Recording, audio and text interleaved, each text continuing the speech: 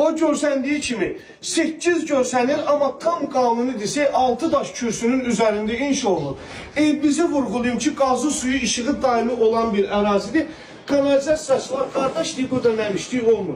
Biz o vaxtı bu evi tikəndə ümumi dörd bir tərəfinə dilinəcə atmışıq ki, kiminsə həyətində su qalsa, bizim həyətdə su qalmasın, biz istəmirik. Gəlin evimizin içərisinə daxil olaq. Daxil oluruq, belə bir koridor bizi qarşılayır. Koridordan da öncə, koridorun arkasında da belə bir qardırop bizi, kladovka, qardırop, çamaşırxana deyir. Girin evimizin içərisinə. Daxil olduq evimizin tam içərisinə. O gördüyünüz kimi, bura bizim zalımızdır. Bu tərəfdə mətbəx hissəmiz yerləşir. Maşallah olsun, bütün otaqlarda yekəlir. Bu da bizim sanitar qovşağımızdır, bax. Bu da bizim sanitar qovşağımız. İndi isə 2 ədəd yataq otağını sizə göstərdim.